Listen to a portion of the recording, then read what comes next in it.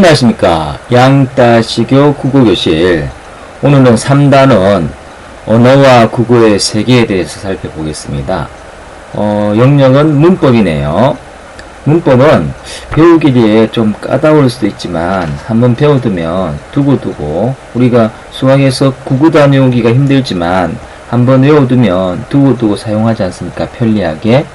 문법도 마찬가지다 라는 생각을 가지고요. 한번 즐겁게 재미있게 공부해 보기를 바랍니다. 자, 언어는 원활한 의사소통을 위해서도 꼭 필요한 수단이죠. 언어의 기능입니다. 그렇죠?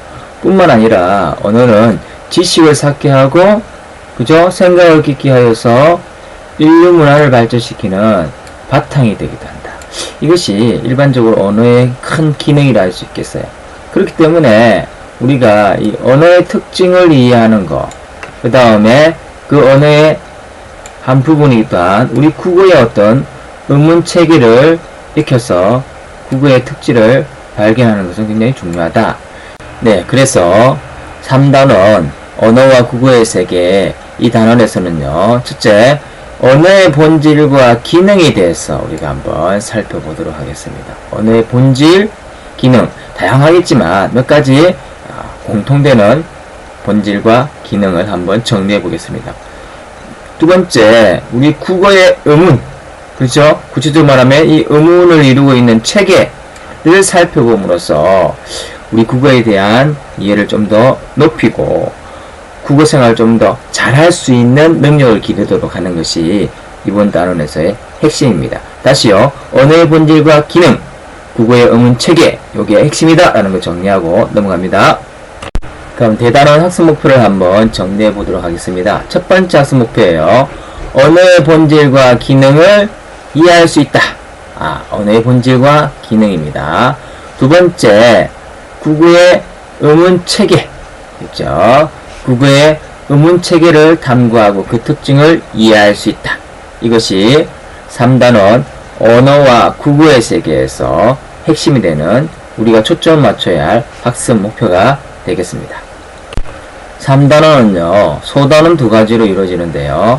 하나는 언어의 본질과 기능입니다. 그래서 다양한 예문과 활동을 통해서 언어의 본질, 기능에 대해서 한번 살펴보도록 하겠습니다. 당연히 핵심 열쇠말은 언어, 본질, 기능이 되겠죠. 간략하게 배울 내용을 정리하면 이 언어라는 거죠. 언어는 생각이나 느낌들을 나타내거나 전달하여 쓰이는 음성, 문자 따위에서 다니죠. 음성언어, 문자언어 이렇게 이야기하겠다 합니다. 그 다음에 앞에서도 이야기했죠. 지식을 쌓게 하고 생각을 깊게 하여 인류 문화를 발전시키는 데 굉장히 도움이 되는, 바탕이 되는 그런 것이 바로 언어다. 그래서 인류가 이렇게 발전하게 된 것은 바로 인류가 위대한 어떤 존재가 된 것은 언어 때문이다. 이렇게 이야기하는 학자들도 많습니다. 자, 언어의 본질과 기능에 대해서 공부한다고 했죠. 먼저 언어의 본질입니다. 본질이란 건 본래부터 가지고 있는 성질이죠. 그래서 본질이에요. 여러 가지가 있겠지만 이번 단원에서는 언어의 본질 크게 몇 가지? 5가지. 예.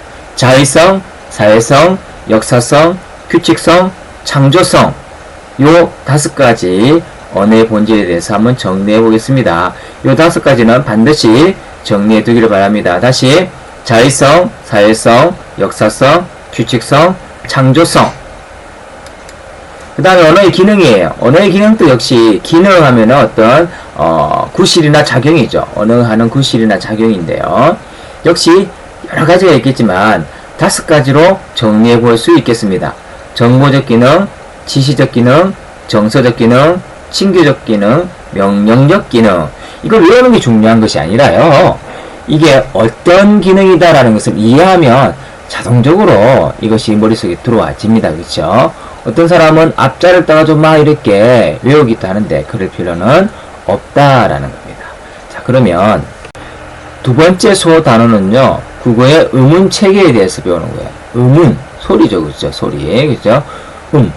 그죠? 의문 체계에 대해서 배우는 거다라는 거죠.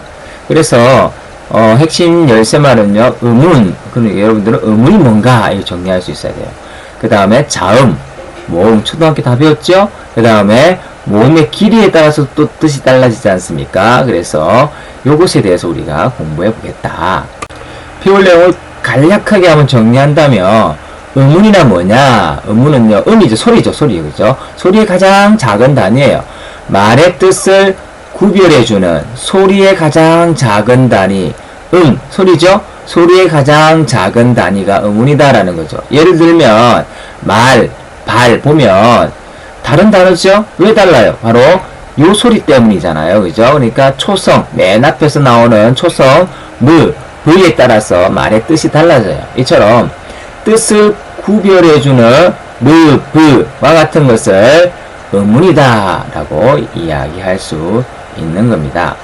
여러분이 초등학교 때 배운 우리 국어의 음운하면 바로 모음과 자음 이거예요. 그래서 모음에 대해서, 자음에 대해서, 그 체계에 대해서 우리가 한번 살펴보겠습니다. 그 다음에 또 하나가 뭐냐면 그 소리의 길이에 따라서 또 뜻이 달라지죠. 그죠? 그래서 그 모음의 소리의 길이에 대해서도 한번 살펴보겠습니다.